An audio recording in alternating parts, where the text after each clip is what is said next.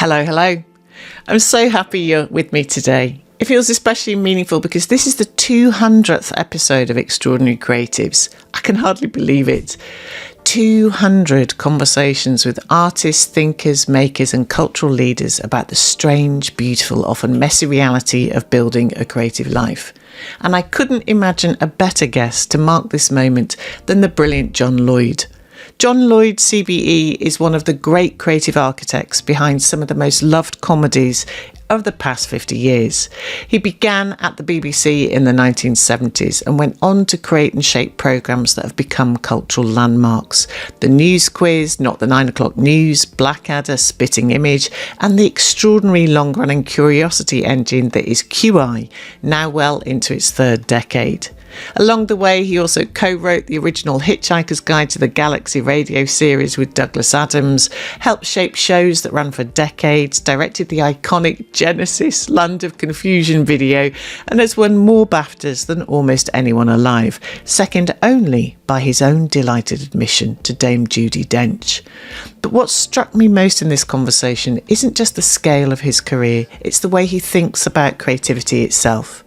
John speaks very openly about the difficult things that shaped him, about studying his way through hard times, about the strange truth that some of the most uncomfortable moments in life later reveal themselves as gifts. And that idea sits right at the heart of this podcast. Because over the past 200 episodes, something is even clearer to me. Every creative life contains adversity. Every single one.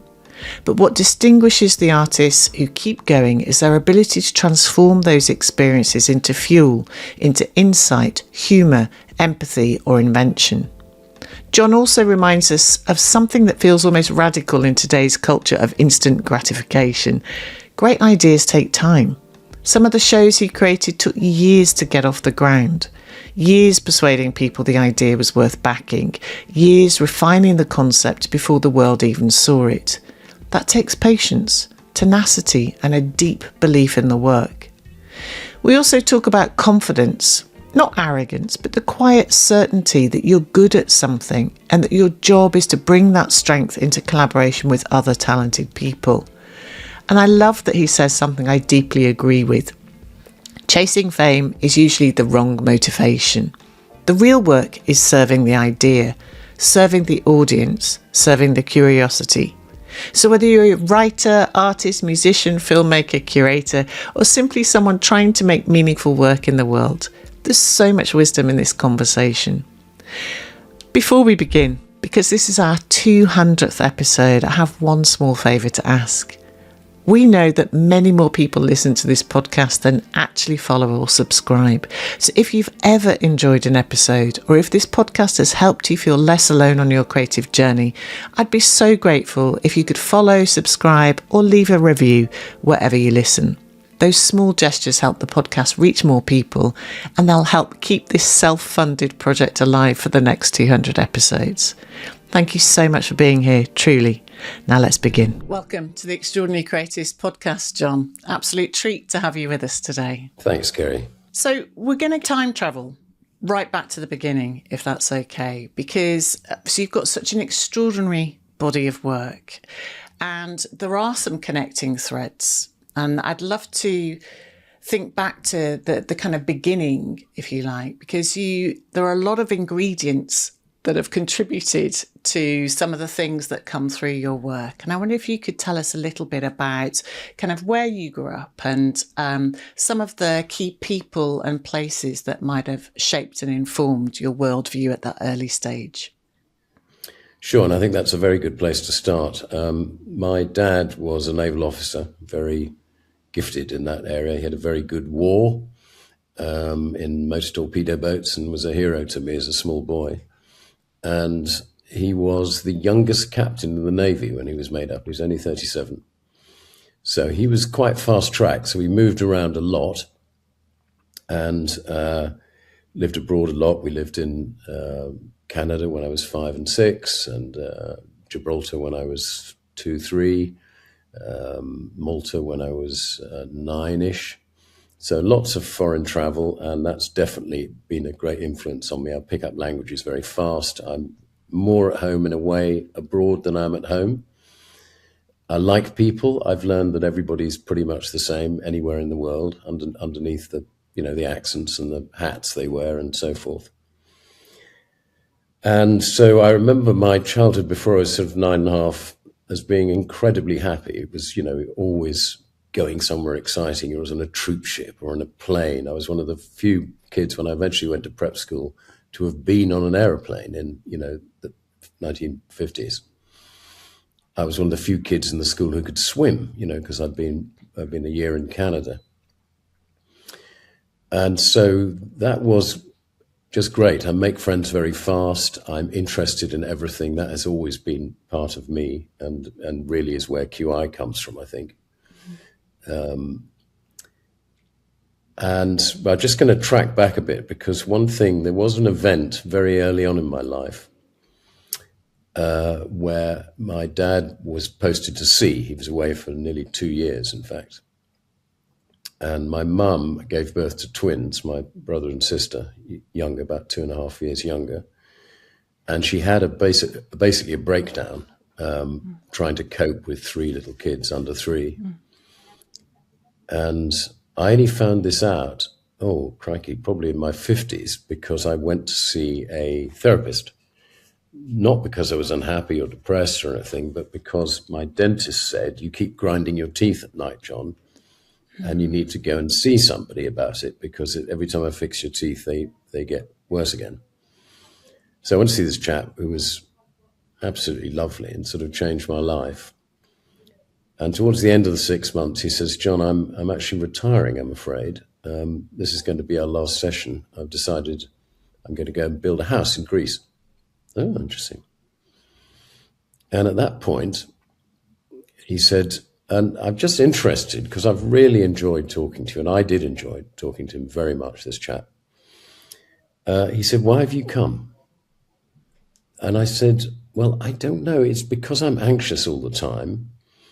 And I don't know why. I don't feel I really have a reason to be anxious. And I feel that somebody other than me, I feel I'm inside my own map. Do you know what I mean? This tiny figure in a unknown terrain. I need a sort of pigeon's eye view of who I am and why I'm like that.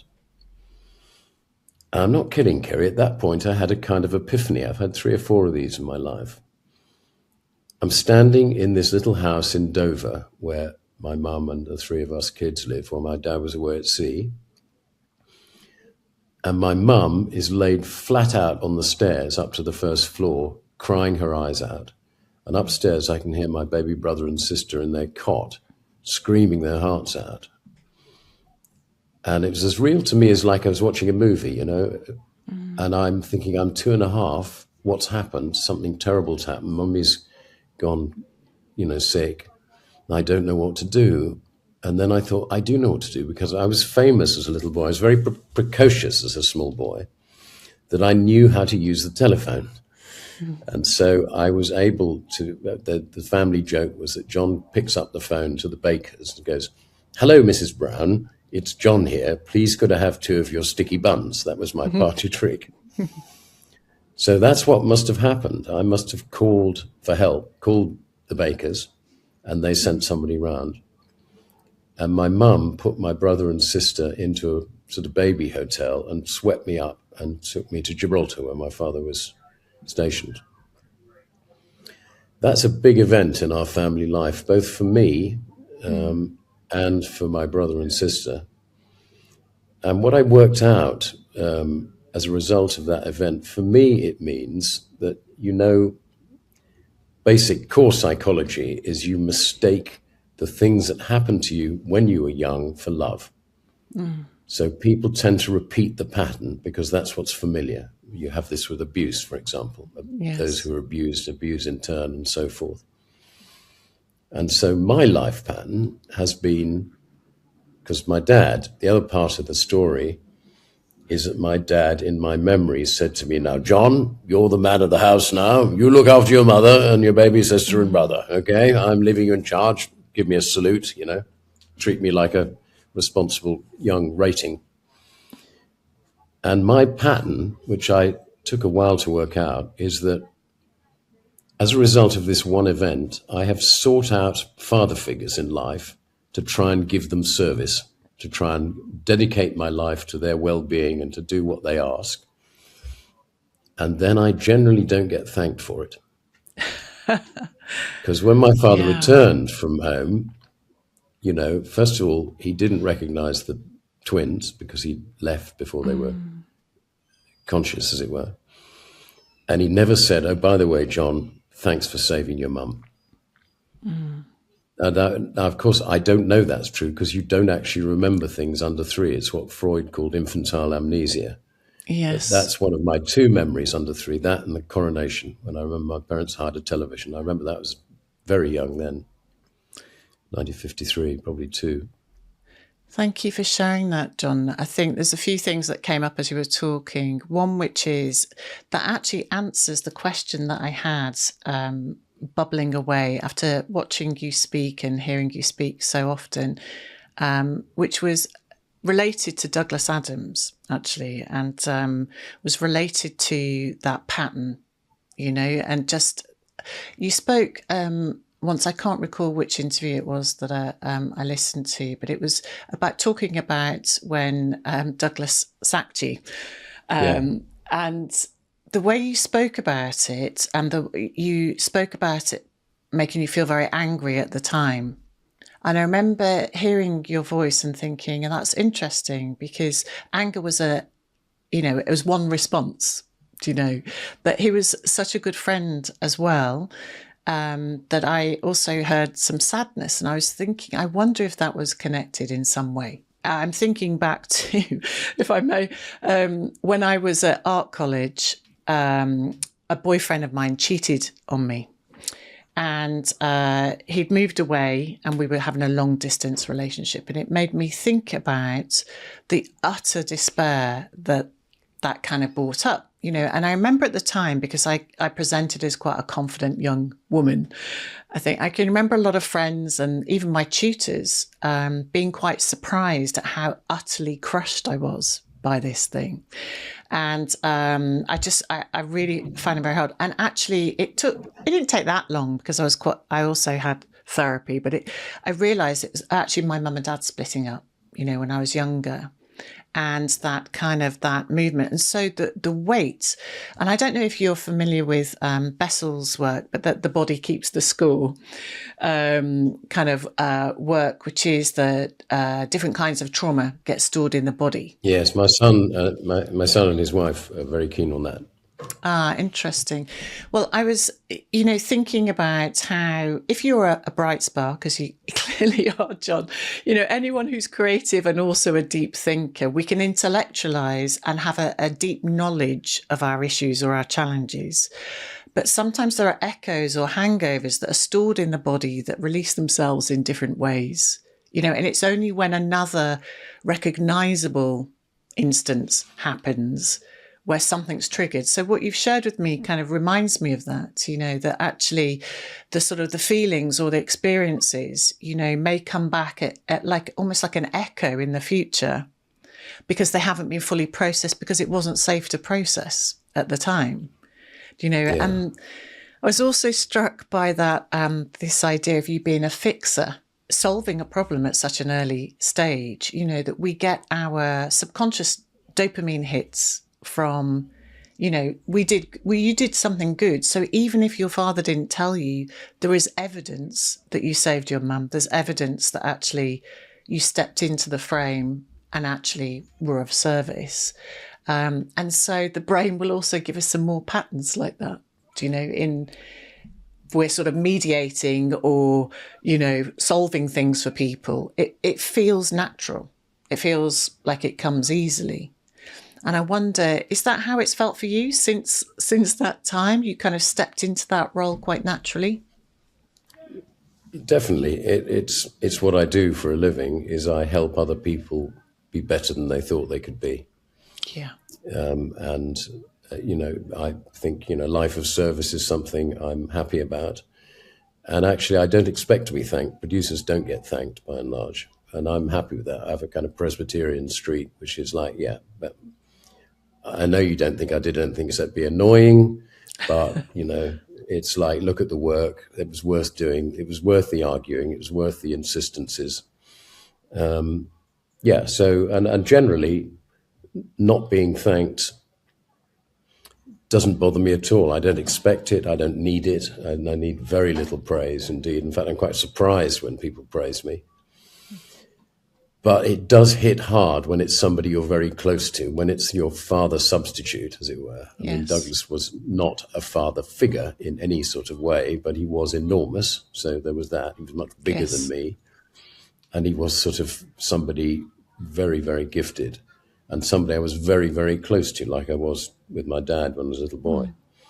So that hurt very badly. And it wasn't, I was angry, I was resentful, I was surprised, astonished even, and I was also sad. Yes. But, I have a saying, one of my things I like to live by, which is disaster is a gift, which is, it's absolutely common. You mentioned being sacked or cheated on by your boyfriend. You're probably quite grateful you're not married to the guy. Bloody right. Yeah.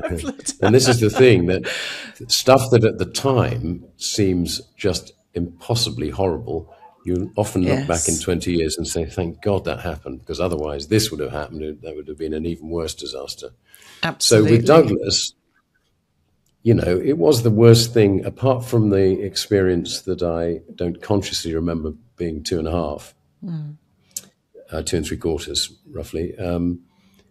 The thing with Douglas was the worst thing in many ways that had ever happened to me. Well, being beaten at school a couple of times was pretty nasty, but it's a short, sharp shock. But to be that close to somebody and to be that, I felt betrayed and let down.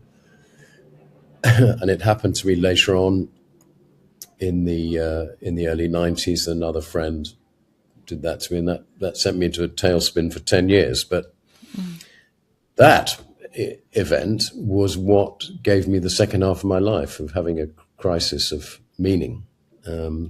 So again, it was a good thing. And with Douglas, and I've often spoken about this before, if Douglas hadn't sacked me, I would have basically spent my life being highly overpaid, sort of amanuensis to somebody much more famous than me. I'd be, who's that guy who works with Douglas? He's got a guy who does some of the typing, that guy. Nobody knows who he is. Terry Pratchett had such a person. He's a great friend of mine called Rob. You won't have heard of him. But he basically started as Rob's assistant and then became pretty much his co-writer and now manages the estate. But nobody's really heard of him. And Douglas giving me the boot meant that I left and went to television in an absolute rage, expecting nothing, and found I was given this show, not the 9 o'clock news, wasn't called that then, out of the blue. And suddenly I had a 10-year career in television that I certainly wouldn't have otherwise had. I was perfectly happy sitting in radio, producing Just a Minute, which is still going. I was the third producer in 1974, and it's still going, 50 odd years later. Yeah. And I had a lovely job. I had, nice friends and a job that was well within my competence. I didn't need the hassle of trying to make things like Spitting Image, which is a card-carrying nightmare to bring off. I guess for our listeners, I think there's so much in there. I want to just circle back a little bit because you were very young when you landed at the BBC. And, I'm thinking, certainly if we think in comparison to the climate that we're in today, I wonder if you could say a little bit about the person who did give you your big break in radio and, what it is you think they saw in you at that time. Well, I went up to university to become a lawyer because I thought I needed to do something that mattered. And I wanted to be a defense attorney, basically defending the weak against the strong and the individual against the corporation and so on. I was quite a lefty at school. And within 2 weeks, I realized law was not for me because I had a brilliant tutor called Tony Weir who said, John, if you think law and justice have anything to do with each other, you're making a very bad mistake. Law is a system of rules that has to be learned, much more like mathematics, really. So that really, for a start, I didn't find it very interesting. So I clocked off and I worked very hard at university, but not at the law. So I did a lot of straight acting. I ran the college picture lending scheme. I was a student politician for a year. I sat on the college council with all the dons. And I discovered comedy, and that was the thing. I thought, oh, this is my calling. So I was actually on the BBC in a series with friends from university before I was a producer.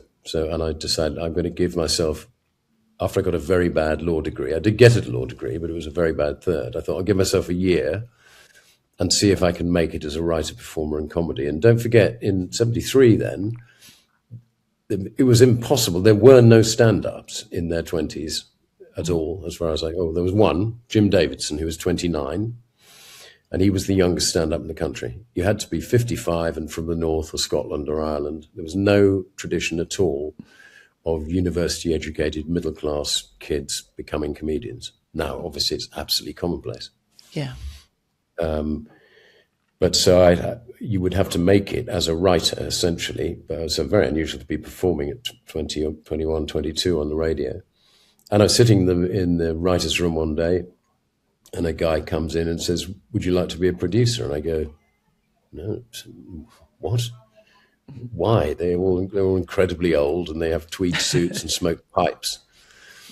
And in fact, when I did eventually get a job in BBC Radio, I shared an office with a lovely chap called John Browell, who had a tweed suit, and he'd say things like, "I'm interviewing my vintner for some fine sherries. I hope you don't mind if he pops in."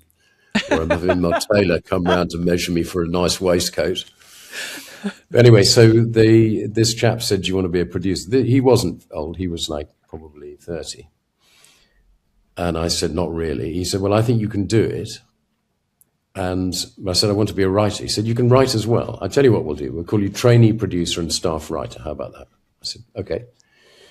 So he says, "A year. Try it out for a year and see whether you like it." So I did it for a year. And I found it was something I could do. I had no expectation. I had directed one comedy review at Cambridge for Trinity, but that was the only thing I'd done. I didn't think I would be able to do it, and I found that I could do it. And very rapidly, I didn't have time to do any writing. I still moonlighted a bit. And so I got stuck in a job because I have to admit, I suppose after 50 years at it, I've got a bit of a knack for comedy producing, but I can't say I enjoy most of it. I enjoy having done it. Yeah. What I really enjoy is comedy performing, public speaking and that kind of stuff. And it actually wasn't until I was 61 in 2013 that I got the opportunity to do a one-man show in Edinburgh. And I remember that month thinking, this is the best month of my life. I've never been happy for a whole month, just doing this show every day. And I did think, actually, the second night after I bedded it in, I thought, I've been in the wrong job for 40 years. Wow. Do you know, I'm so glad you raised it because I wanted to ask you about that.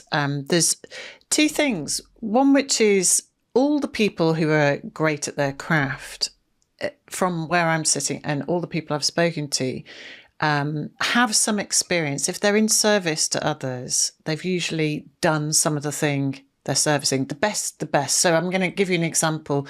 If it's a gallerist, for example, they trained as an artist. I trained as an artist. So that, again, without wanting to sound, to bring it back to the body, but I think there's a very different thing from being empathetic with creative people than from actually feeling it on the inside, understanding the skills and the tools and the way that words can have an impact on the body or the way that things can resonate through you. And if you've learned the craft to do that in advance, then not only have you got obviously clearly great people skills and ability to help nurture that, but also you understand what makes something work or not. So you have this like inside out perspective, which I can see why that would make you an extra special producer, because, you've also got the respect of people understanding that you get it. You know what it takes. because of my comedy writing and performing background, I'm not the kind of producer who says, this isn't good enough, this bit doesn't work, take it away and redo it. Or to an actor, sorry, could you just be better? Which is a good direction. Yeah. I know enough about it to be able to help, so if people get stuck on a rewrite, I can suggest, in fact, it's what drives people who work with me as writers mad. I don't just have one suggestion. I got 5 suggestions. You could do this, you could do that. This is the thing you do. And with actors, the secret of good directing certainly is basically get people who are better than you to do it for you. With an actor, just hire great actors and let them get on with it. Yes. And the director's really only there to tell them where to stand and then help them when they get stuck.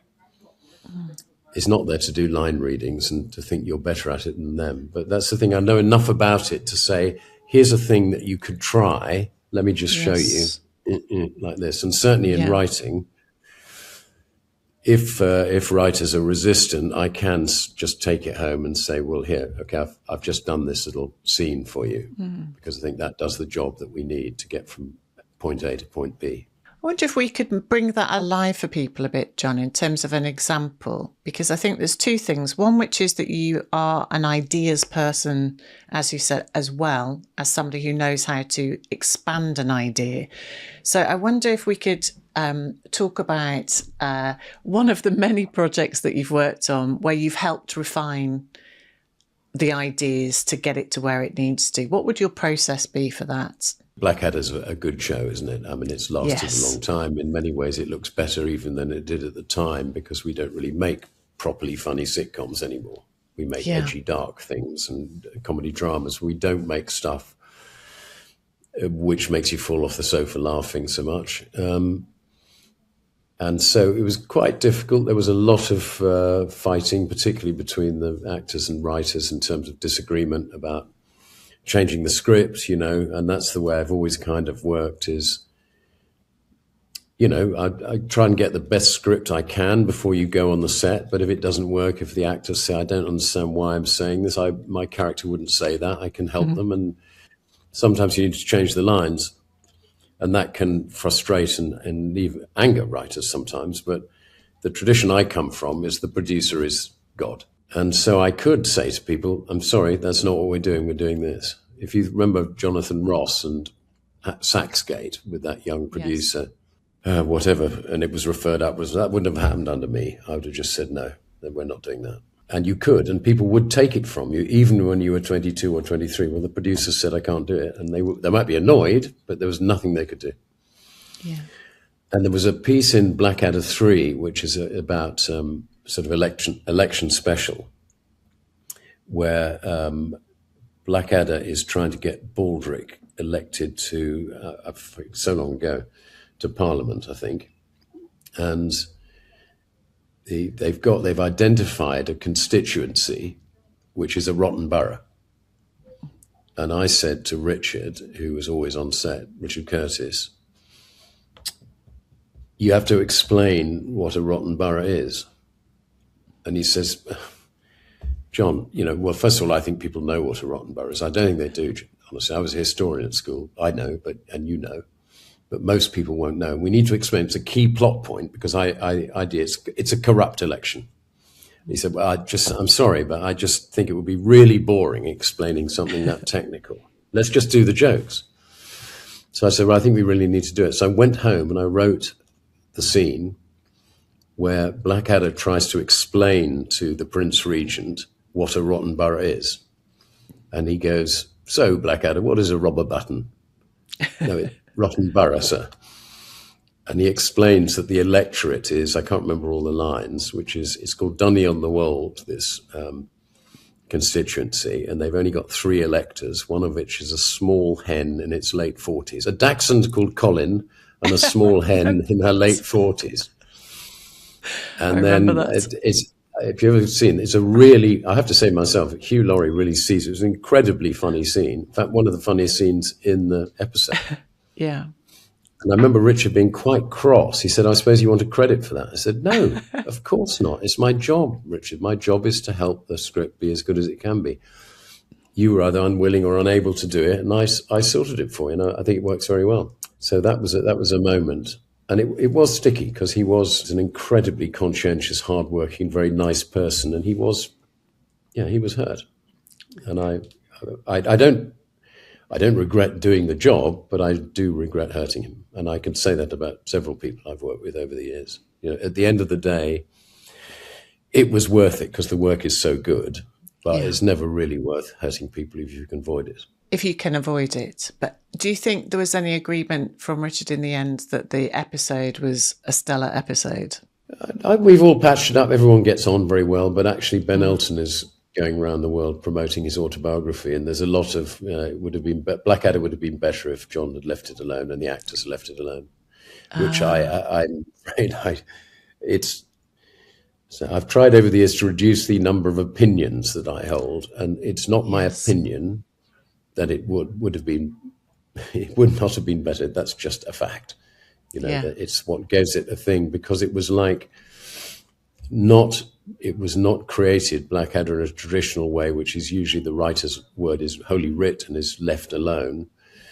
Blackadder was made much more like Monty Python, really, with a lot of very powerful, very big egos and big, bright people all arguing about every line. That's what gives it its extraordinary texture and complexity and richness as a piece of work, because it was, more than one person contributed to it creatively in terms of the lines. How would you pull that crew together, John? Where would you start pulling together the posse that needs to be the Blackadder team? Well, this has come up a few times, Kerry, as you've probably read in the papers. It's often Tony Robinson is saying, well, we have thought about another series, but actually we've all agreed it's impossible. Apart from that, everyone's so old now.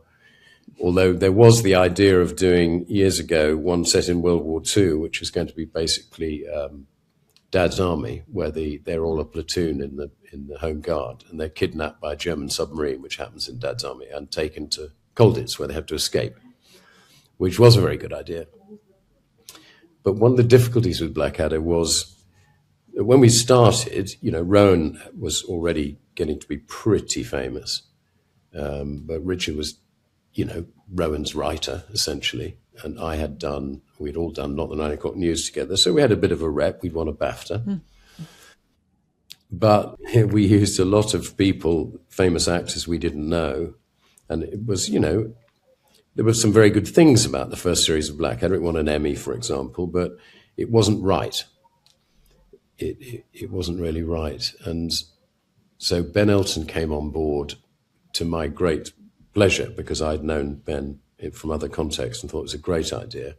And then Ben and Richard started writing it together instead of Rowan and Richard, and suddenly it really took fire. It really just took off straight away. It was obvious going to be something really marvellous. And so that second series was absolutely joy to do. Apart from that, Michael Grade, the managing director of BBC Television, cancelled it before we started. So we had to take out all the film and all the props and all the knights in armour and all that kind of thing to make it very cheap, and to persuade them, because it was so cheap, it's worth another go. And he did recommission it. But that was a nasty moment. What was his rationale there, John? Well, it was the joke with Blackadder was, in the days when it was $2 to the pound, Blackadder was known as the series that looked like $1 million and cost £1 million, because it went twice over budget. That was about the first series. And it didn't get rated, really. It didn't really get ratings. It was so different to what Not the 9 O'Clock News was doing, which Rowan was famous for, that people just didn't tune in, really. So the second series is a very happy experience, because Ben had been given a massive break and was very good at his job, and Richard was suddenly with a peer to write with rather than his performing master, as it were. And the scripts were absolutely terrific, and we really enjoyed it. By the time the third series come along, Rowan is now super famous. Ben Elton started to really make a name for himself. I don't know whether Richard had started Comic Relief by then, but I had produced by that stage Spitting Image, so I was probably one of the most powerful producers in television. Fry and Laurie had started to make a name for themselves in different contests. Suddenly you've got a lot of famous people. It used to be just a bunch of mates who were barely out of being a student. And suddenly you can't speak to me like that. Do you know who I am? There was a lot of that. By the time the fourth series came around, it was even more like that. You had a lot of famous people in the room, Yes. and it was difficult to say, look, I know you're famous, but it would be better if you let me edit you, let me help you. How do you maintain your North Star in that when you've got all those egos taking up the room? Well, I mean, again, it's not that nobody was unpleasant or, pompous about it. It's just that they got used to having their own way, and suddenly they had to give up having their own way in favor of a sort of democratic, a sort of benevolent dictatorship, really, benevolent dictatorship under me. And I maintain my North Star because it's not about me. My work isn't about me. My work is one of service. It's not my opinion. I'm channeling something bigger than myself. I'm trying to get the program right. And my thing is that there's a thing about comedy. There's also a thing about music. There's a thing about film editing. Music, you can notate. You can write it down. You can't write down the notation of a comedy beat. So you can't, nobody's ever done that for film editing. But 100%, it's one of the few things I'm sure about. An editor is editing to silent music in some strange way. And it's all wrong, and it's all terrible, and it's not working. And suddenly there it is, and it could never have been any other way. And it's the same with the comedy line. There's a natural rhythm to it that when you hear it, it's like perfect poetry. And that's the line that gets used. There is no doubt in my mind. I mean, sometimes it's the best you can do, this line, because we couldn't think of a better. But a good line is a good line in anybody's book. And that's where you get to art. It's when it's something bigger than the people who made it. And that's what I'm looking for. It's not about my opinion versus your opinion. It's the opinion of the project that I am, as it were, the vicar on earth of. I'm channeling the project to help you see where to go next. I know you find the art world baffling sometimes. It is. This is exactly why I built the membership. Inside the membership, artists rebuild their confidence. They reignite their pride. They recover their sense of play and finally feel like they belong. They land studio visits, sales, shows, better fees, stronger relationships, and a genuine sense of agency. Here's how it works. You get the online membership hub on your laptop or phone and gain instant access to every live session, replay and worksheet, as well as an active community, so you're never stuck waiting for an answer again. You get weekly advice sessions with me where you can ask me anything you're stuck with, and I'm going to give you straight, honest answers. And you get coaching with me at an affordable rate. Plus, there are real-life meetups, expert webinars, monthly studio visits with members, and 4 guest artist studio visits a year where you can ask your own questions live. And the best bit?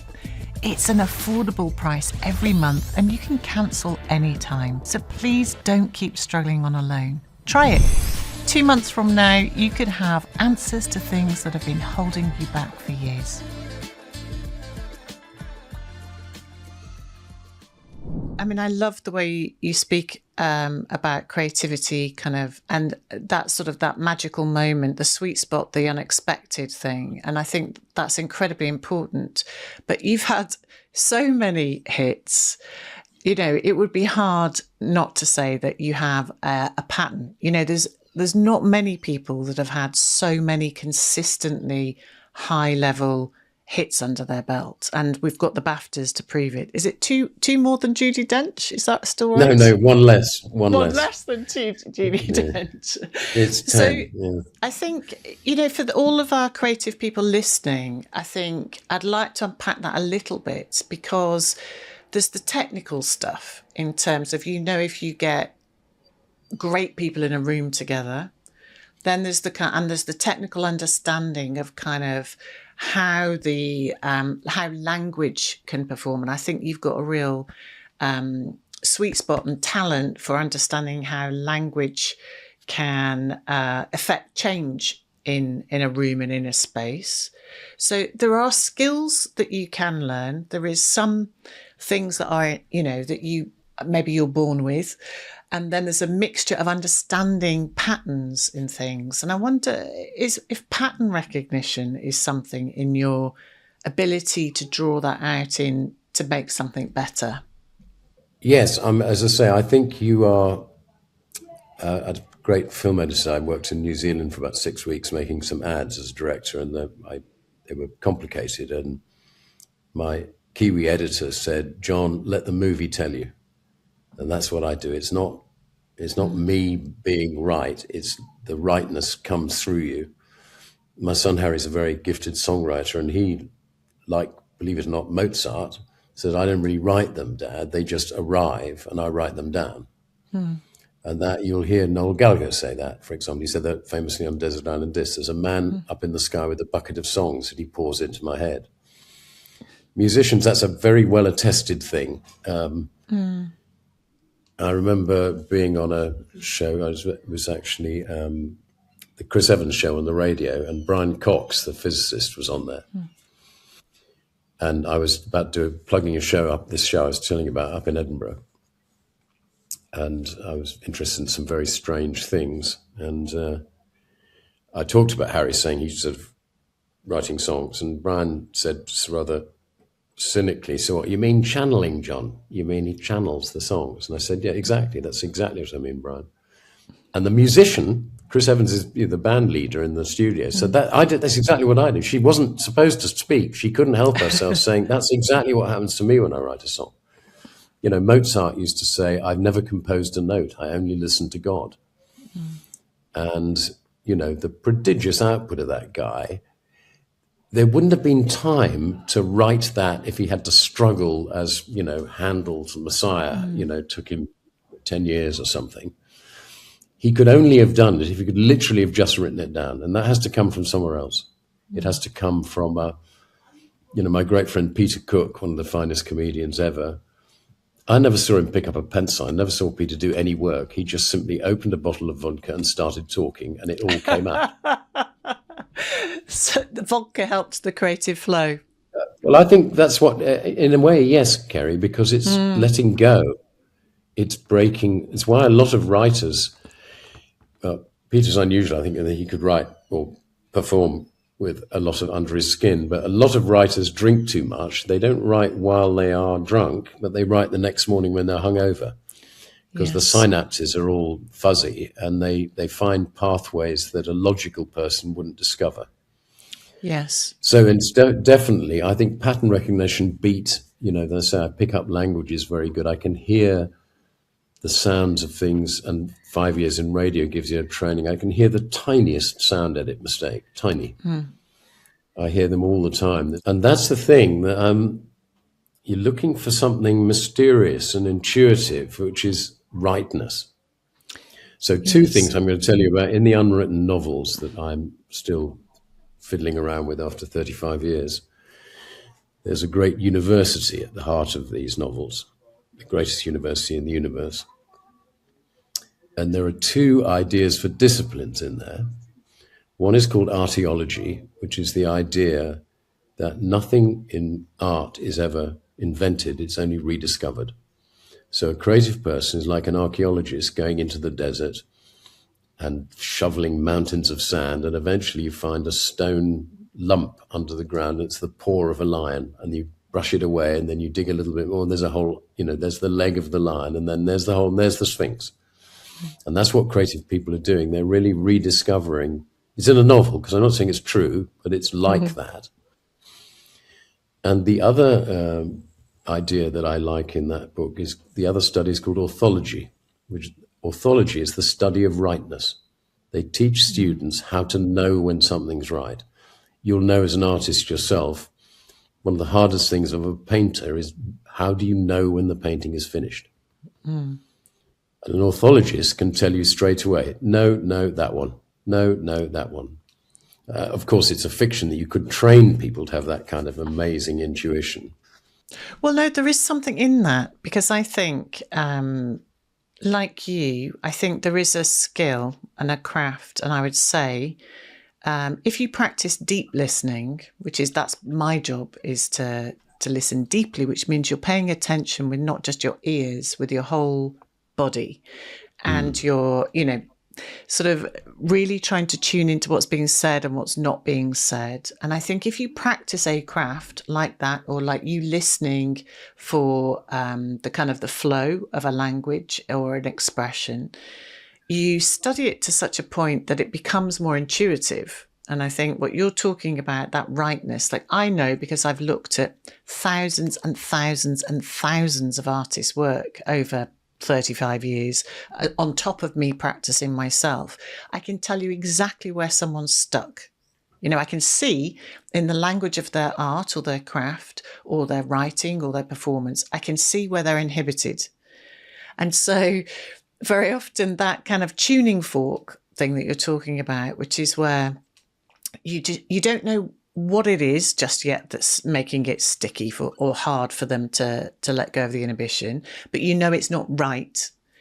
And so when you draw that element out and say, no, that's not quite right, it looks or it feels awkward somehow. Because when you were talking about the first series of Blackadder, or, you know, the thing not being quite right, I knew instinctively what you meant, which is when something has that frisson or that aliveness that is different to what everyone imagined, because our imagination is the start of the excavation that you're talking about, isn't it? The thing that helps you to go on that quest.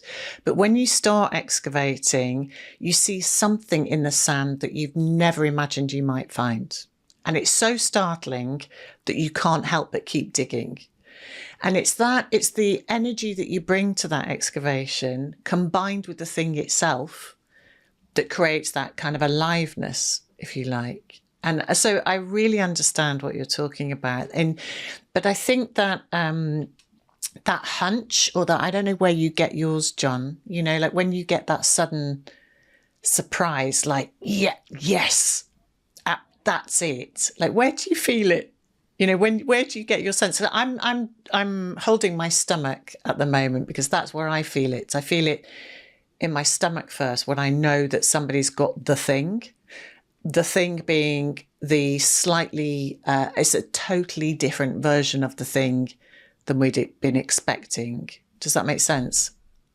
Yeah, and a gut feeling, as you say, you know, they've got a lot of brain cells in your gut. You may not know that. Yes. Not quite half, but a lot of them. And this thing about, for a start, nobody knows where. Well, I was going to say a nice quote about writing: no surprise in the writer, no surprise in the reader. And it's well attested with writers, screenwriters and novelists, that if you're doing it right, at some point the characters in the drama take over and just you're reporting on what they're doing. You're not actually inventing it. They start driving the bus.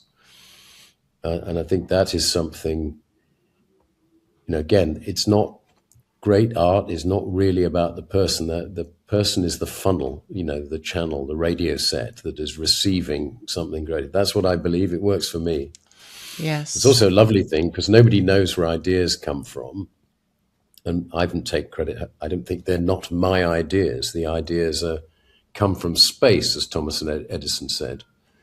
And I think what creative people are in terms of ideas is they're at least paying attention. When an idea pops into their mind, they at least notice it and they go, oh, that's good. And they usually note it down. I do anyway. And those things, those insights, you know, insight again is not talked about very much. It's such an important thing. People who are lucky enough to have that gift given to them, that they go, I know what's wrong. It's that. I've seen the thing. And of course, we ought to be able to teach it because it's exactly what you may not know this, but do you know one of the last jobs that's going to be replaced by an AI? Handyman. You know, the bloke who comes around and can fix the wheelbarrow or, you know, the loo, whatever. But that thing that an AI can't do, which it can't solve a problem it's never seen before. In human work, that happens all the time, little problem solving, but we don't really think of it in terms of artists. But of course, it's what they're doing. I don't know if you know my great friend Frank Hamill, who's a wonderful painter, portraitist and landscape, and particularly trees he's brilliant at. He's wonderfully good. And I've been in his house in Italy while he's been painting, while somebody's making the lunch, and it looks so natural to me. And I interviewed him in a gallery. He brought out a book. And I said to him, Frank, you make it look so easy. Do you find painting hard? He goes, oh, yeah, it's agony. all the time. Yeah. I had no Yeah. idea. But again, it's not for the artist to say, is it? I mean, making good television is very difficult. Yeah. Getting it right is very difficult. But you don't want to tell the audience it was really difficult to do this, which is what used to happen, often with writers. They say, look, I worked really hard on this and it was really difficult. And I've done 4 drafts, so I know, but it's still not right, I don't know if you've seen a lot of the press around Tracy Emin's show at the Tate just recently. And I was really struck by her long-standing studio manager made a post of himself kind of, it looked very serious, I must say, his photo. And he actually wrote in the caption, I hope you enjoyed the show. There's been a lot of personal sacrifice for it. And I thought, firstly, I think for anybody who knows working with artists at that level, you could feel the pain, but also it was the first time I thought how bloody refreshing, because absolutely that would never have happened without him. Do you know, really, everything, all of the things, he wasn't taking credit, but he was being totally honest and vulnerable about just how hard making something look so simple is, or how hard making something that looks like it should have always been like that. That's really hard. But I wanted to pick up on something you said about intuition, because I think learning to trust intuition, I think, is quite a big challenge for creative people at the moment. I have my theories, and I'll share a couple. You tell me if any of these match your experience. But the rise of social media with this idea, this kind of externalizing the idea of the self, like seeing yourself through an external viewpoint more often than, when thank God there wasn't social media when I was at art college, frankly. But, this idea of a performance of the self in some way and becoming super conscious of the self. So being more self-critical than even ever before. Secondly, that lack of trust in own decision-making because of trying to get get it right in order to either have a market, have a job, become famous, all of these ideas. So there's a lot of the creative people that I work with these days, John, are really worried about getting things wrong. Do you know, like overly worried about getting things wrong. And they want to know the right way to do things, as if there is like an exact roadmap they can follow. And for creative people, of course, that's incredibly difficult because everyone's got a different star map that they should be following, which is entirely their own star map, if you like, made up of lots of different constituent parts. And part of what I do, which maybe there's a synergy, certainly not at the level that you've been doing it at, but in terms of actually helping people have the confidence to trust their own intuition. And I wonder if there's an example where that kind of not just the craft of the creativity itself and what they produce, but is there a time where that kind of support in helping someone be more confident in their skills and talent has helped somebody bring something to the fore? Well, there's a lot of interesting things in there. I mean, I think it's right to say, and actors that I know who have children have all said to their children, really don't do it. It's too hard. I think it's probably true to say is that actors and writers are born, not made, and you shouldn't do anything else unless it's the only thing you can do. Unless acting is without the acting, your life will be meaningless. Without the writing, you won't be able to live. I guess the same thing is true about art. I particularly admire sculptors. I mean, who would try to make a living as a sculptor? You'd have to be crazy. What are the chances? All of our sculptors listening would be like, oh no, why are you saying that, John? But I would advise people, I mean, the thing is, I think that when I directed ads for 12 years, I saw a lot of actors, sometimes as many as 40 a day with a 5-minute slot for a small part, which would make them a lot of money.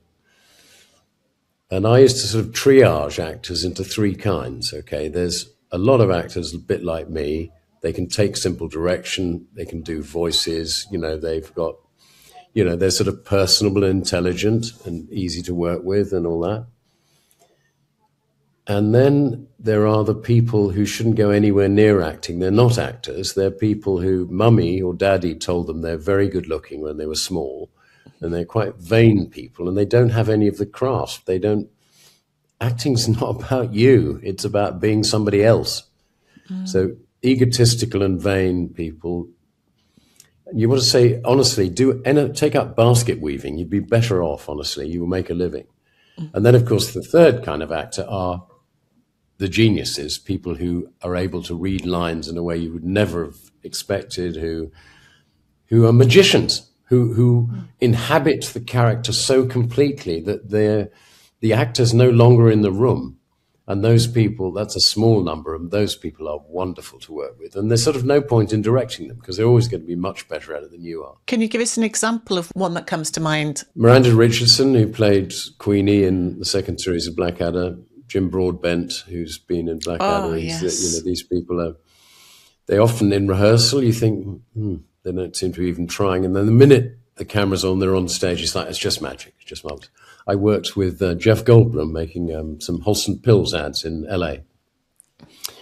Wonderful man. I mean, an absolute hero of mine. And, I'm a conscientious director. I try and say, it's in the car, Jeff, and then you look to the right and then you see the lawnmowers and then maybe drive on and look to us. And how about one where you look behind rather than to the side and, just simple things just to fill the day. And then I would say, okay, Jeff, one for you, mate. And he'd go and do oh my God. Why didn't I think of that? That's absolutely marvelous. Those people, they are such a joy. But I think, because of the social media and the thing of, wanting to be rich and famous, it's a disastrous thing to want to be rich and famous, Yeah. You've got to do the work because, I'm an idea-driven person, as you mentioned. I want to bring ideas to life. I do not care what other people think. I'm not doing it for them. I'm doing it to give birth to this thing. I've become a great fan recently there's a guy called Rick Rubin, who's one of the greatest rock producers ever. Great book. And I follow him on Instagram.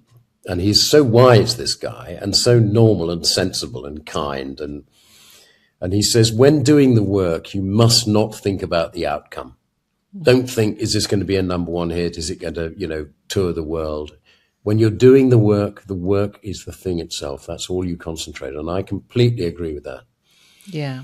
I'm doing it not because it's about me. It's not about who's in the room. It's because you're trying to get it right. You're trying to find that magic thing where it's, oh, look at that, where you surprise yourself, where you're better than you dreamed you could be. That's what I'm after. And of course, by no means everything I've done has been successful. It doesn't make any difference to me. There are plenty of things that have been. I wrote a script for Paramount once years ago, and it was late. The producer was Alan Ladd Jr., Braveheart, Star Wars, so the top of my profession. He hadn't told the head of the studio that I was struggling with the script. It was late, and when he finally got a draft he liked, he took it to Sherry Lansing, who was head of Paramount, and she threw it in her swimming pool and said, "You bastard, you told me you were in production." So it never got made. And I was very upset for a couple of weeks, but I thought, no, that's a good piece of work. I did that piece of work. The fact that it was never made doesn't mean it's still not one of the best things I've ever done. What does she mean by that, John? Oh, well, the thing is, Laddie, you talk about intuition. He was so experienced in things. If you gave him a script, he would put it in his hand like this, like a weighing machine going, "It's too long, John." He knew to within, a page that it was too long. So he'd done it so much. And so what he'd done is, because it was a rewrite job that I got. And the things that they asked me to do were so difficult to fix, it overran in terms of the writing schedule. And Alan Ladd had gone to the studio and said, "Yeah, we've already started shooting. Don't worry, we're in principal photography." He lied to the studio. And so it was like 3 weeks or 4 weeks out of date or something. And she was very cross and never got made. That seems quite a petulant response. Yes. Yeah. And I thought very brave. of Alan Ladd to defend me like that. It was very, very good of him. But the Dalai Lama called it stupid compassion. Sometimes I just don't think you've got this. I don't think you're ever going to be a comedy writer. I'll be honest. I think we've been doing this for 6 weeks, and you just. Fortunately, I don't have to do that very much. But when I was much younger. I was pestered by this guy who I was doing a little show, late night show on Radio 4, which is a long running thing called Weekending, topical. And it had certain rules that we did. It was topical for a start, and it was about the news and so on. And I was pestered by this young writer who kept saying, well, I don't think it should be topical. I said, look, it's not up to me. This is what we do, And he's like, well, I think my sketches are great. I said, well, they're too long. We don't do 9-minute sketches, only 15 minutes in all. They have to be very short. He said, well, I think they should be long. And because I wasn't a famous producer or anything and not powerful, and this guy kept turning up at the office, I thought, look, okay, I did a terrible thing, Kerry.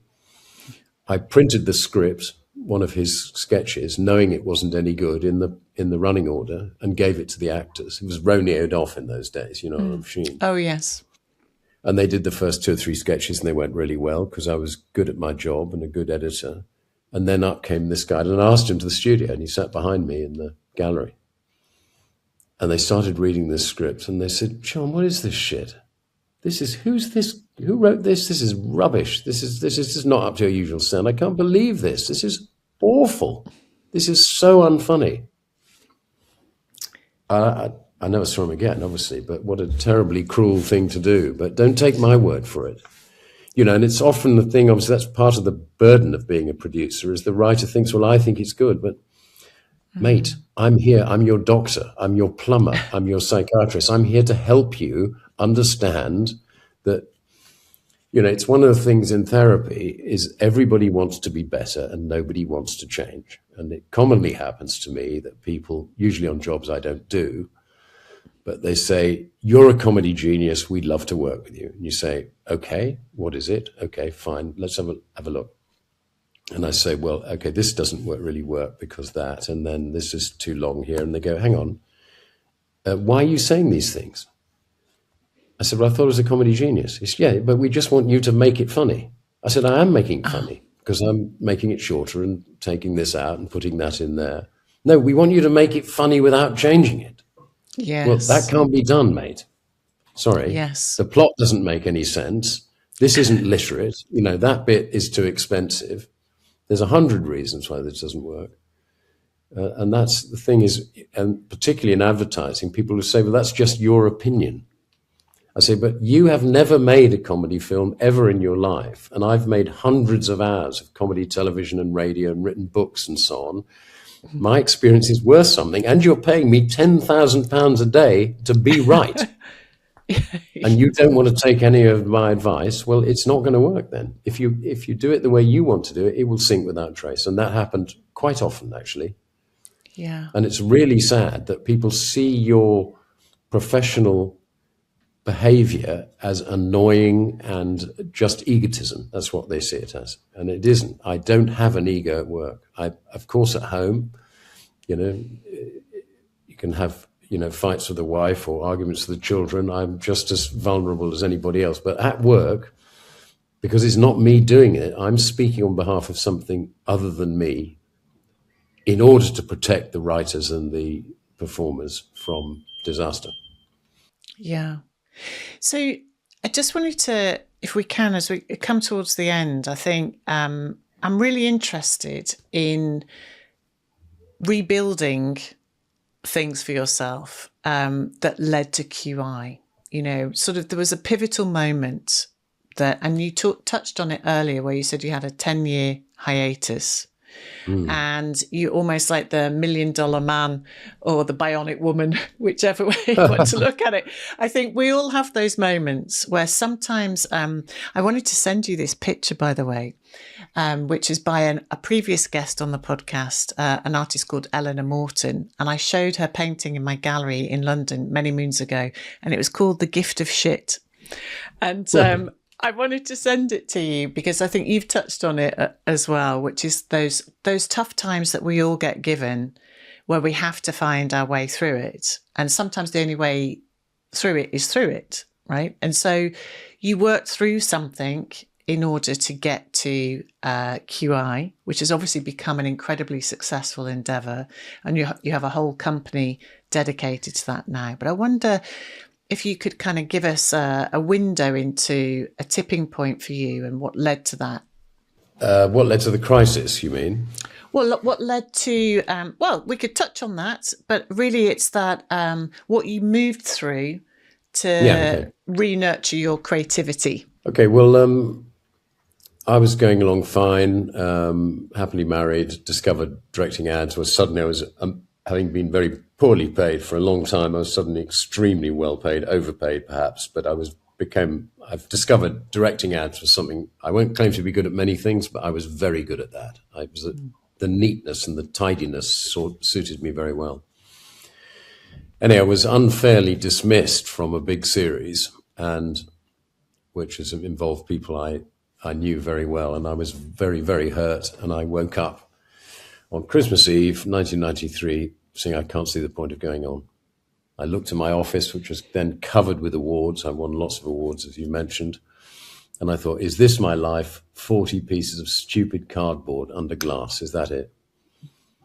And I was very depressed, and I started drinking too much and getting overweight and smoking too much and generally being a complete wreck. I was so resentful and angry and confused. And mainly, I just couldn't see why I have everything.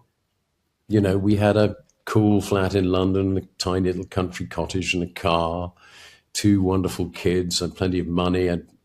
I couldn't understand what had happened to me, that I couldn't see the point of the meaning. And it was a long time before I discovered I was, just over 40, 42. Interesting, because of Hitchhiker. It was my meaning of life moment. And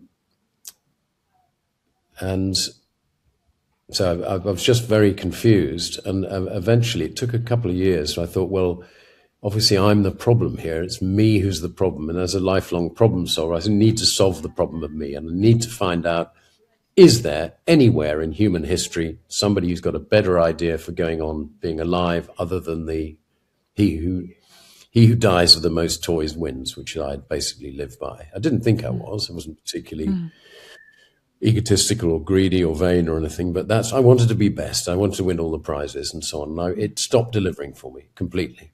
And I thought, this is pointless. So I set out quite consciously to look for the meaning of life. And I started with physics and maths because I didn't know anything about them. And from maths, I discovered Pythagoras, who I thought was the guy who invented the triangle. I knew nothing about it. I discovered he's one of the greatest philosophers who ever lived, in Bertrand Russell's words.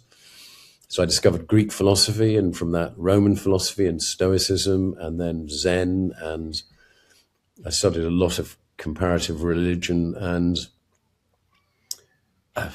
this is where the book comes from, is like the enormity of the human experience and the variety of points of view and so forth. And so it was the most weird life, Kerry, because I was at that point an absolutely top commercial director. This is why I got jobs in Hollywood, because my reel used to go round Hollywood, and I used to get offers quite often to shoot major movies.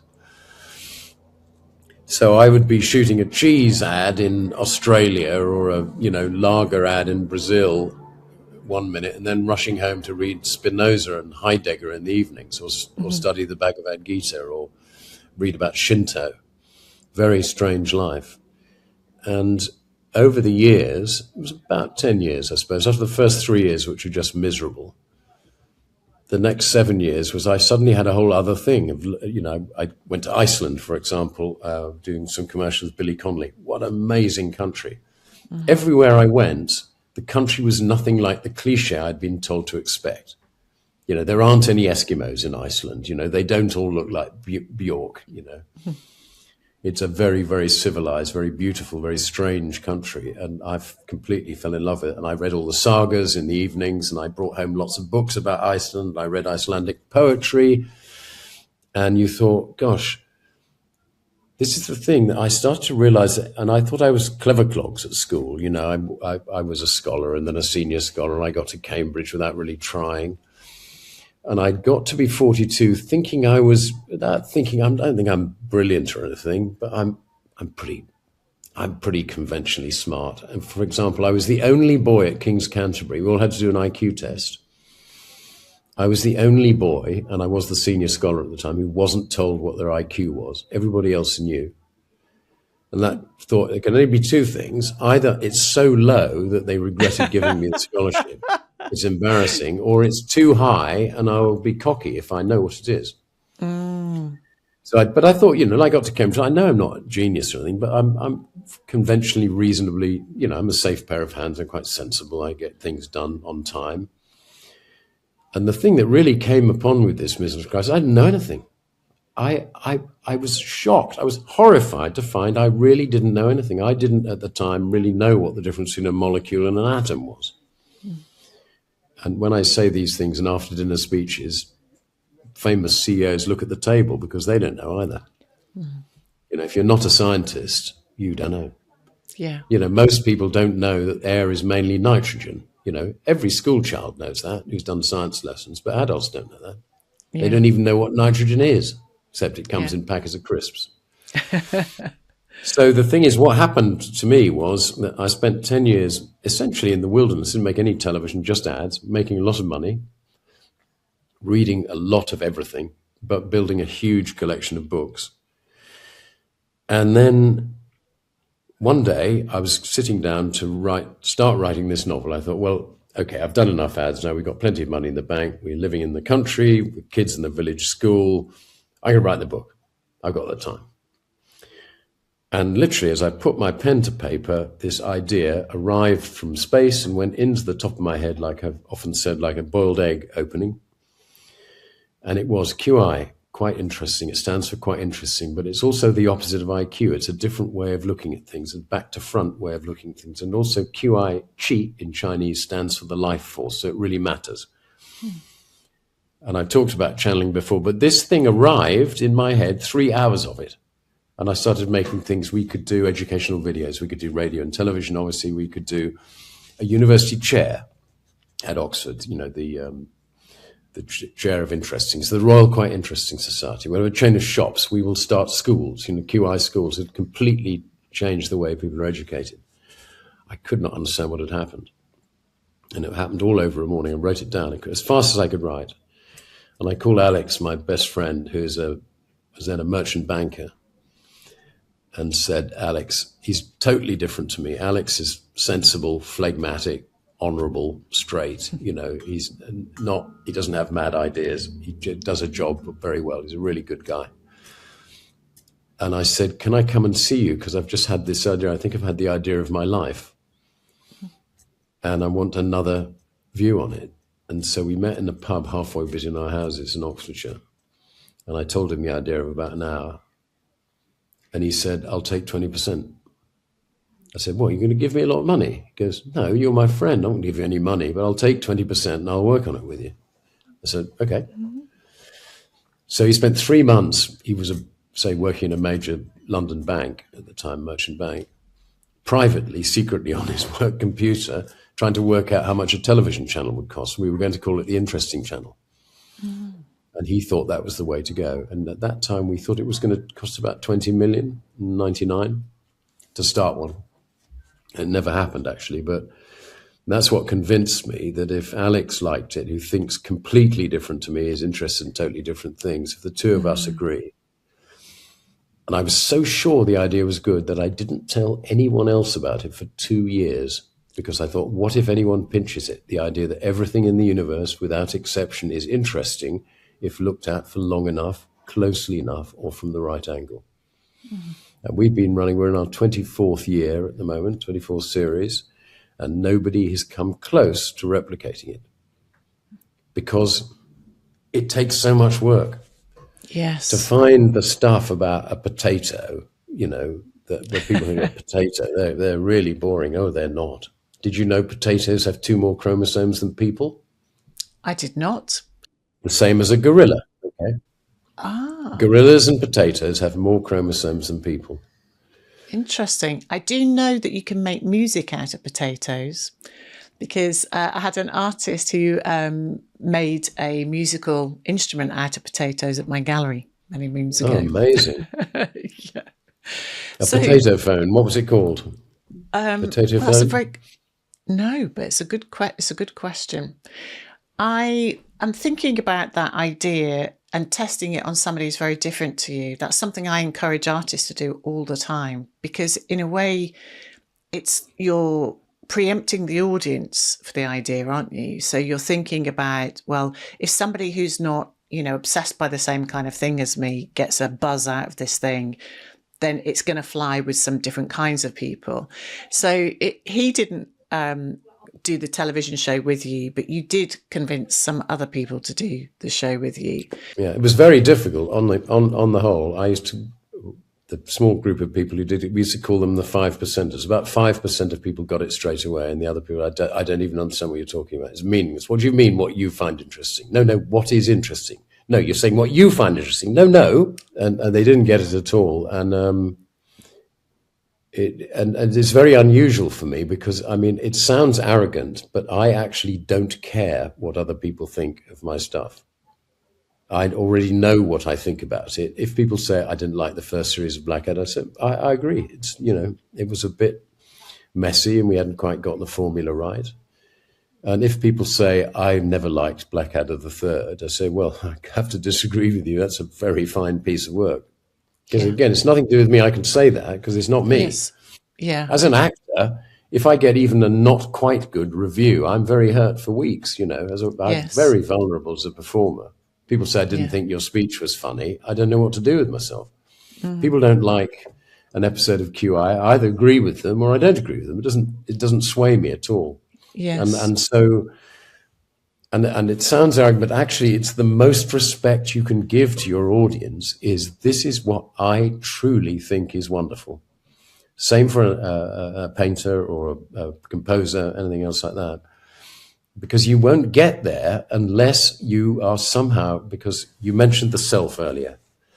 I don't know what your philosophy is in this regard, but to me, it's one of the things I'm sure about, one of my few opinions, is that there are two selves.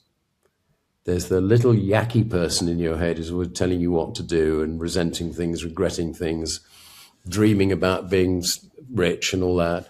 And there's the true self, which only arrives when you're in the zone, when you're in a state of flow, and when you yourself are absent. And I often say you are most yourself when you are not there. In other words, the person we think is us, the internal monologue, is not really you. The person you can be, the potential you, is much bigger than you, and that self is connected to everything else in the universe.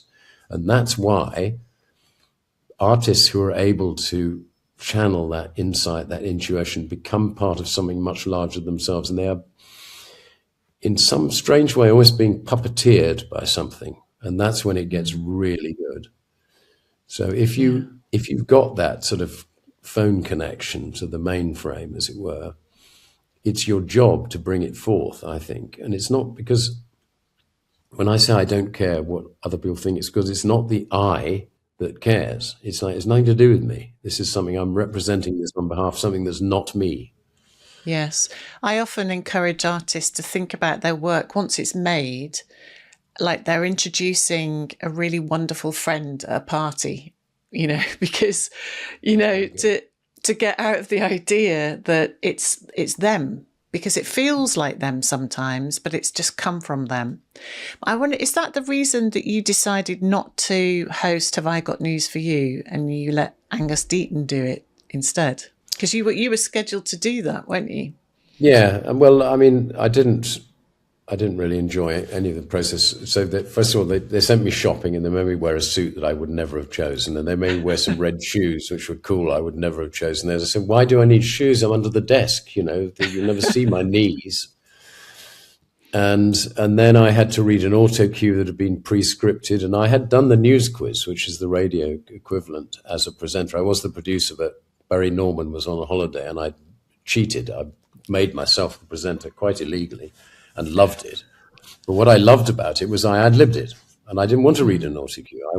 I'm smart I'm good on the hoof. But no, I had to read the auto cue, and I thought I was terrible. I was that point. One thing that happened, Kerry, I'm sure she's heard this story many times, but I can't remember her name.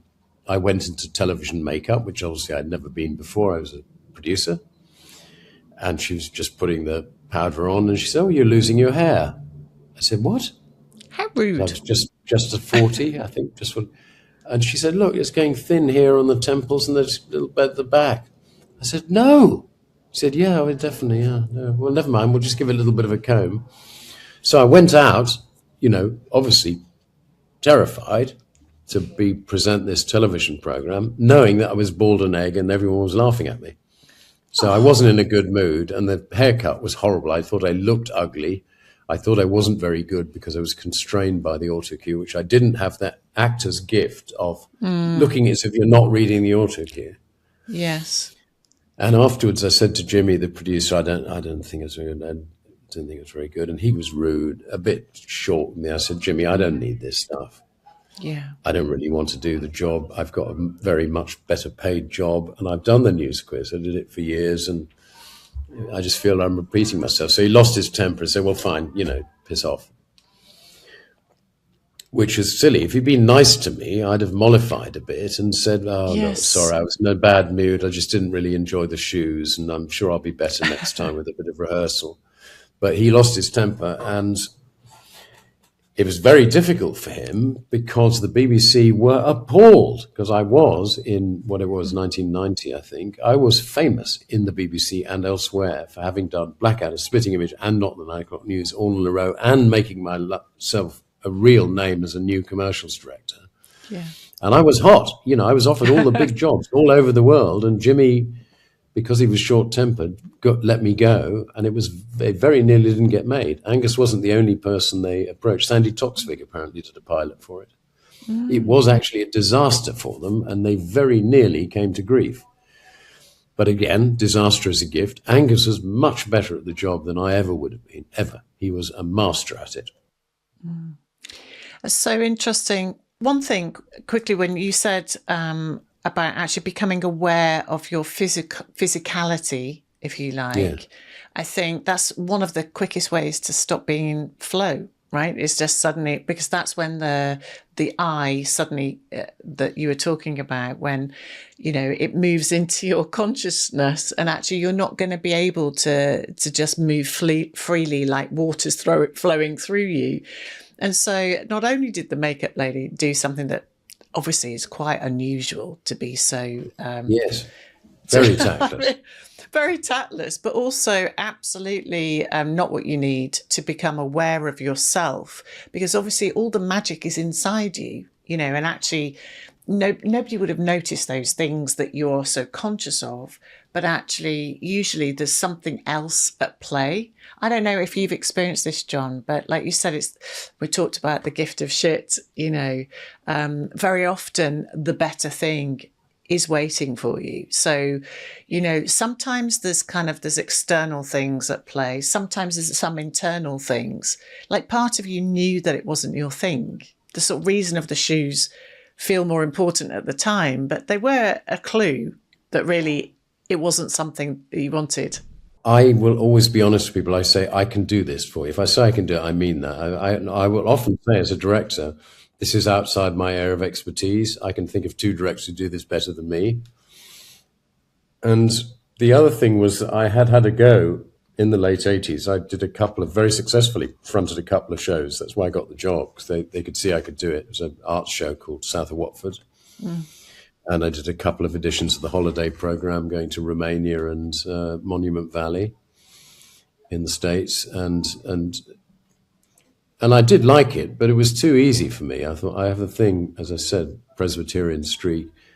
If you can do presenting, it's a bit of a breeze, quite honestly, like being a newsreader. If you can read and smile at the camera. And I thought, this is not right. Like I went to become a lawyer at university because I found history and English too easy. It's like, it all seemed obvious to me. And I think, that's not right. If it's easy, and this is part of my mantra, it's an old Navajo proverb, everything good is difficult, everything easy is evil. I mean, it's putting it a bit strongly, But basically, if it's easy, it's obviously something very easy, or you're not doing it right. I think, all the painters and the musicians, and music's unusual in that way, because actually composers, I think, I'm not saying it's easy to do it, but it isn't the struggle to find it. It comes like a tap on in their head. But I find writing as difficult now as I found 50 years ago. Before we come to a close, one more, which is about being surrounded by so many fellas in your life. You've worked with a lot of exceptional people, a lot of guys. And I was really interested in your choice of Sandy for QI, who I absolutely loved Sandy from when she was on a kids program when I was young, years and years ago, and I loved her then. I can't remember the name of it, something to do with door. Yes, number 79 or something, was it? That's something it. Like that? Yes. So I'm curious as to that kind of choice as you were putting the program together. You were thinking again about that cast and thinking about the magic of it, because the format was one thing in terms of the content, but there was also something about the people that you decided to put in place to bring those stories to life. Well, of course, Stephen was the host for 13 years with Alan. But the thing is, people go on about how awful the world is and how, we've come such a long way, even in this century, in the last 25 years, in terms of gender parity, equal pay. It's completely different to what it was. I mean, you can easily see editions of QI in 2006 or so, which is 5 men. I mean, they are extremely funny, but they are 5 men, and it now looks embarrassing, It seems odd. It seems peculiar. By the time we realized that Stephen was going to leave, 11 years ago now, by that stage, it became pretty obvious that we needed to have more. We had already had 3 women on the show because of Joe Brand doing that, so we were ahead of the game there.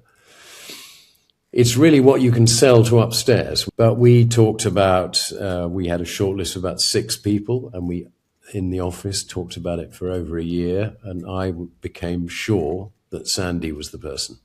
And in fact, I went to the controller of BBC Two, who'd just been newly appointed, and I said, "We want Sandy Toxic." And she says, "This woman said to me, it doesn't have to be a woman." I said, "No, I dare say, but that's not the reason. Sandy's the best person. I'm sure of it." And she said, "Well, I don't really know who she is." I said, "Well, she done the news quiz for 10 years. That's a sort of similar thing." She said, "What's the news quiz?" I think this is kind of hopeless, isn't it? You've never heard of the news quiz. You should have been running for 30 years. Anyway, and it took a year and a quarter to sell her the idea of Sandy. And even then, that only happened because she was basically fired. And somebody else took over in the interim and told her what to do. But no, it was nothing to do with the fact, as I said to the controller, it's not because she's a woman, it's because she's the best person for the job. So Sandy and Stephen Fry were at Cambridge together. They're more or less exact contemporaries. They both are extremely well-read, very funny, very naughty. They do very well the, cheap joke humor and very intellectual, clever stuff. Apart from the height and the gender, they are essentially the same person. You don't think about it, but actually there are so many similarities. It's sort of a perfect fit. And she, when the switch came over, that lots of newspapers said, "The king is dead, long live the queen." That was the headline. Interesting. And it fits perfectly. Because one of the things about positive casting, whether it's disabled people or whether it's, having gender fluid people or gay people or regional people, I insist that we have the best possible people. I'm not going to have somebody just because they're a woman or because they're black or Chinese or whatever. They've got to be good. And I think we do that very well. We were particularly good at on Museum of Curiosity, when obviously you're not just dealing with comedians, but people of all kinds and all jobs. Yes. And of course you can't hear it on the radio in the same way very often, but if you look at the diversity of humanity that were on that show over 17 series, it's really, really clever. And you don't know. You think you're just listening to classic Radio 4 that could have been made any time in the last 70 years. Yes, that's true. With such a remarkable body of work behind you, you talked about the Edinburgh show being a real highlight of your life. What's that given you pause in terms of the work that you want to move towards next, John? We've got the books. What else is still tickling away to be released? Well, I'm very fortunate that I'm getting a lot of speaking offers at the moment. I've got a new speaking agent who's absolutely wonderful called Julie, who for some reason she thinks I'm really good and she champions my cause to the agency. So she's getting all sorts of interesting jobs I wouldn't have otherwise got. And I'm doing these shows, or have been doing these shows with Mike Palin and Sandy Toksvig in the West End. Hopefully we're going to get more of those later. I'm doing a TED Talk. Well, the TED Talk will have been, I just did a TED Talk in Vancouver in mid-April about sound. About sound. Can you say a little bit more? Well, the basic idea is I spent most of my working life in television and film, but I trained in sound, which I'm very grateful for because sound is where the meaning is. Mm-hmm. If you want to know on a film set whether the take's any good, the person to ask is the sound recorders. They're the only person really paying attention to the content. You talked about deep listening. Mm. Sound isn't just the noises, but they are the people who care about the story and they're listening to everything. And there was a story I was just telling a friend of mine who's a sound supervisor, music supervisor in telly, who's very smart. And he had a friend who worked on Full Metal Jacket, that famous film. Mm. And the sound man was a guy called Edward Ties, and Edward Ties was the only guy on the crew who was allowed to tell Stanley Kubrick he needed a second take. That's how much Kubrick cared about the sound. Yeah, so it's about that so and good. How we are visually led, and we need to listen more because actually you learn a lot by listening.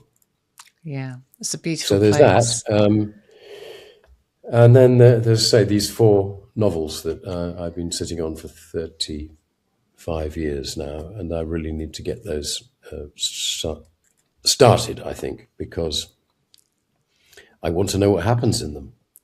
What would help you to do that, John? I don't know, some time would help.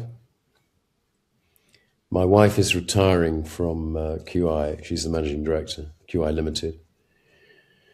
And I think possibly now that I'm not married to the person who makes the decisions, I might have a bit of a say in how it works. So you can buy yourself some time.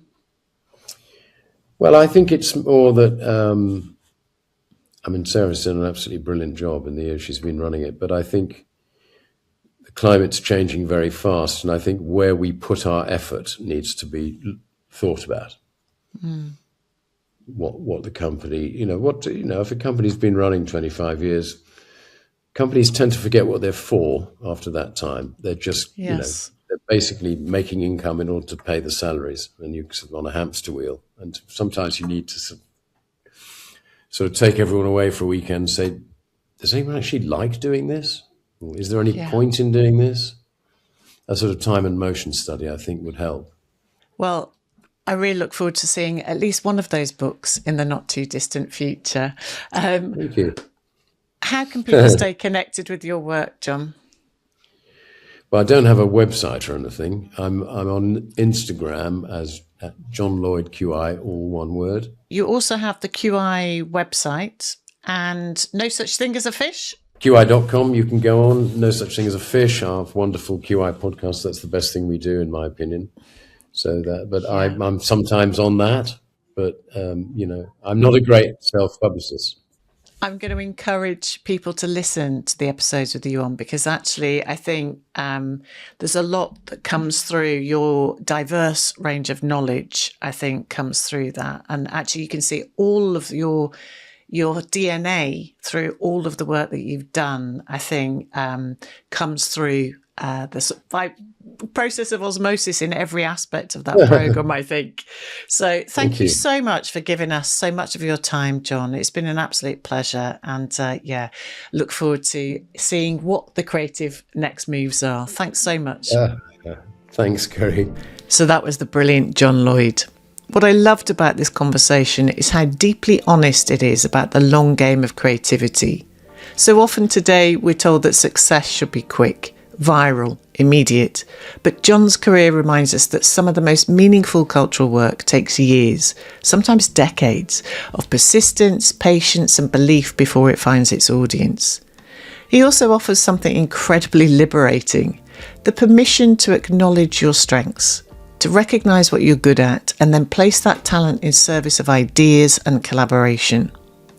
Another thread that stayed with me is his understanding of adversity, that strange way life sometimes pushes us in directions we never would have chosen, only for us to realise later that those detours shaped the work we were meant to make. That re-gift of shit. If you're in the middle of a difficult moment right now, I hope this conversation reminds you those experiences often carry the seeds of something unexpected. Insight, humour, resilience, depth. And creativity, at its best, transforms all of it. Thank you so much for listening and for being part of this community. And if something in this episode resonated with you, I'd love to hear about it. You can always find me at kerryhand.com or on social media at kerryhand. Until next time, thanks for listening. Keep going, keep making, and keep trusting your own creative path.